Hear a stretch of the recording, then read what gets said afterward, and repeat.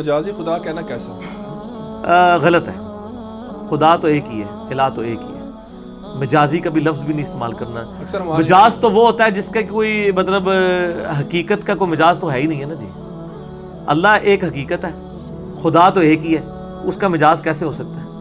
وہ تو پیغمبروں کے لیے لفظ نہیں استعمال کرنے دیتا. وہ بھی کہتا ہے کہ سورۃ النساء میں کہ اللہ تعالیٰ فرماتا ہے کہ عیسیٰ ابن مریم کبھی اس بات پہ عار محسوس نہیں کریں گے کہ انہیں اللہ کا بندہ کہا جائے، اور اگر عیسیٰ ابن مریم یا کوئی فرشتہ اس بات پہ شرم محسوس کرے کہ اسے لوگ اللہ کا بندہ کہیں تو اللہ تعالیٰ فرماتا ہے پھر ان لوگوں کو ہم قیامت دن حاضر کر لیں گے، چھوڑیں گے نہیں.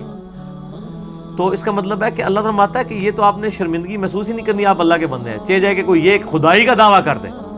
پھر سورہ آل عمران میں، سورۃ البقرہ میں بھی آیا اللہ تعالیٰ کبھی ایسا نہیں ہوا کہ ہم کسی نبی بنا کے بھیجیں اور وہ لوگوں سے یہ کہنا شروع کر دے کہ لوگوں میری عبادت کرنی شروع کر دو. وہ یہ کہے گا کہ اللہ کی بات کرو، اور کہے گا کونوا ربانیین، اللہ والے بن جاؤ.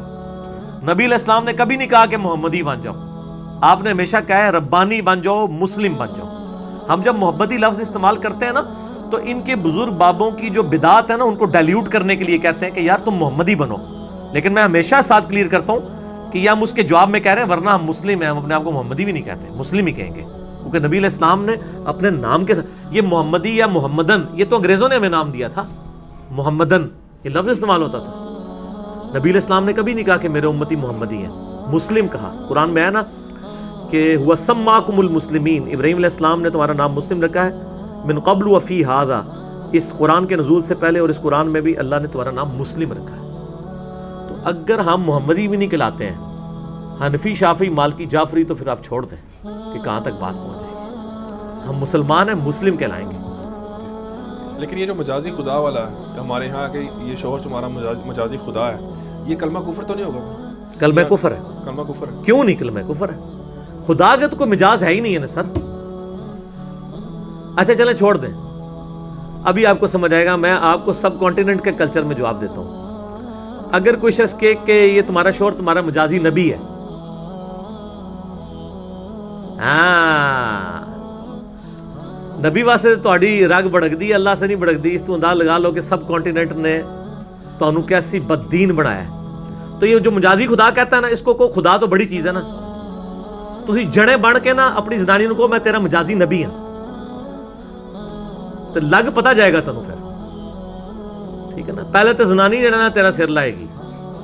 ٹھیک ہے، لیکن آپ دیکھ لیں کہ کیا انہوں نے غلط دین آپ کو سکھایا کہ مجازی خدا تو عام مشہور ہے، مجازی نبی کوئی لفظ نہیں استعمال کرتا. میں آپ کو بتا رہا ہوں کہ انڈیا، پاکستان، بنگلہ دیش نے اور میں علماء نے، فرقوں کے بزرگوں نے دین کا وہ حلیہ بگاڑا ہے کہ انہوں نے شرک کی کوئی قسم نہیں جانے دی ہے.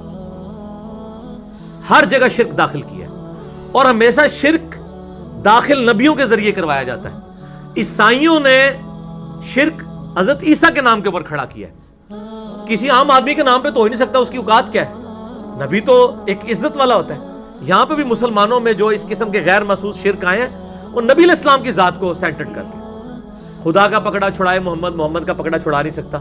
حالانکہ قرآن پاک میں کیا آیت آئی ہے، اے نبی علیہ السلام جس کو ہم پکڑ لیں کیا تم اسے اللہ کے عذاب سے چھڑا سکتے ہو؟ قرآن تو یہ کہہ رہے ہیں.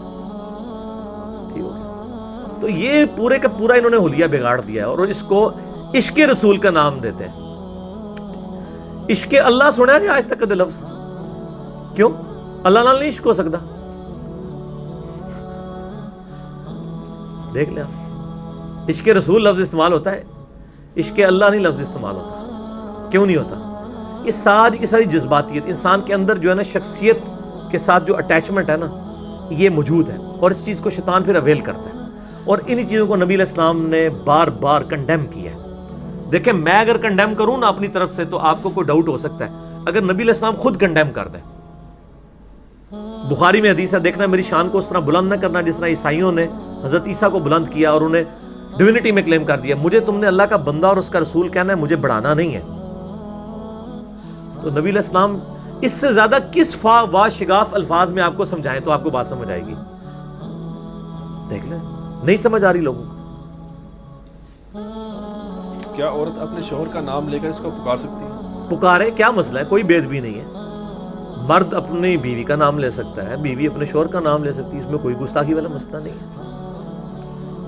کیا لڑکا اپنے سے بڑی عمر کی لڑکی سے شادی کر سکتا ہے؟ شریعت نے ان کی عمروں میں کوئی فرق رکھا ہے؟ کوئی فرق نہیں رکھا. چاہے 100 سال کا مرد 20 سال کی لڑکی سے شادی کرے, چاہے 100 سال کی عورت 20 سال کے لڑکے کے ساتھ شادی کرے.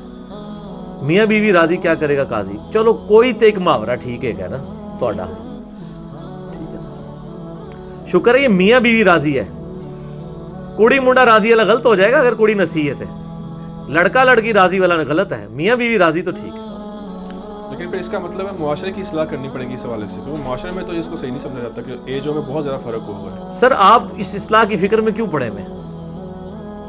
سر آپ بھی تو کون سا ایسا بوڑھا ہے جس کی, نہیں سر یہ پبلک مسئلہ نہیں, کون سا ایسا بوڑھا ہے جس کے حقوق کے لیے آپ آواز اٹھانا چاہ رہے ہیں؟ ٹھیک ہے, یہ پریفریبل قطن نہیں ہے. ہم آواز اس کے لیے اٹھائیں گے جو پریفریبل ہوگا. اسلام اس کو پسند نہیں کرتا. بخاری مسلم میں حدیث ہے, جابر بن عبداللہ نے ایک بیوہ عورت کے ساتھ شادی کی. آپ صلی اللہ علیہ وسلم ان کے جسم پہ نشان دیکھے نا وہ خوشبو وغیرہ کے, آپ فرمایا, کہا یا رسول اللہ شادی ہوئی ہے؟ فرمایا کس سے کی؟ کہا رسول اللہ بیوہ سے. آپ فرمایا کسی کنواری لڑکی سے شادی کرنی تھی تم نے. اور کہا یا رسول اللہ میرے چھوٹے چھوٹے بہن بھائی ہیں تو مجھے ایک سینئر خاتون چاہیے تھی اس لیے کی ہے. لیکن آپ فرمایا کہ تو کنواری لڑکی کے ساتھ شادی کرتا وہ بہتر ہوتی, وہ تجھ سے کھیلتی تو اس کے ساتھ کھیلتا. یعنی پریفریبل یہ چیز ہے, ٹھیک ہو گیا, پسندیدہ نہیں ہے کہ اس طریقے سے یہ کیا جائے. کیا لڑکی والوں کی طرف سے باراتیوں کو کھانا کھلانا جائز ہے؟ تو یہ سارے سوشل ایشو ہیں جی. شادی کے اوپر جتنے کوسچنز ہیں میں ایک کیٹیگوریکلی بات کروں گا. شادی کی رسومات میں جو چیز حرام کر دی گئی ہیں نا وہی حرام ہوں گی, باقی ان کو کلچر کے اوپر رہنے دیں. آپ ان کے اوپر آپ نہ کوئی قدغن لگائیں. آپ کے پاس کوئی دلیل نہیں ہے. ڈاکٹر اسرار صاحب کے بھی جو کلپ چڑھے ہوئے ہیں وہ بھی کوئی حدیث نہیں پیش کرتے, واقعات بیان کر دیتے ہیں کہ جی یہ ہو گیا وہ ہو گیا. بس ان کو کلچرل رہنے دیں. اور جیز لعنت ہے, واقعی جیز اس معنوں میں تو لعنت ہے کہ اگر اس کی بنیاد کے اوپر آپ کسی کو مجبور کر رہے ہیں. لیکن اگر ایک باپ اپنی مرضی سے اپنی بیٹی کو کچھ دینا چاہتا ہے اس کو تو آپ لعنتی نہ کہیں, گفٹ تو وہ دے سکتا ہے نا, کیوں محروم کروانا چاہتے ہیں اس کو؟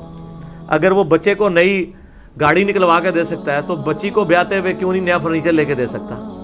وہ آج تک تو نہیں ہوا کہ باپ کا بیٹے کو گاڑی لے کے دینا لعنت ہے. وہی باپ اپنی بیٹی کو کچھ دے دے تو کہتے ہیں لعنت ہے. تھوڑی عقل آپ بھی استعمال کرو نا. حالانکہ قرآن و حدیث میں بخاری مسلم میں آیا کہ زندگی میں تحفہ دینا تو برابر دینا ہے, تو برابر دینا چاہیے. تو اس کو اس طرح نہیں بنا چاہیے, کلچرل رہنے دیں چیزوں کو, سوائے اس کے کہ جو چیز ظلم کی کیٹیگری میں فال کر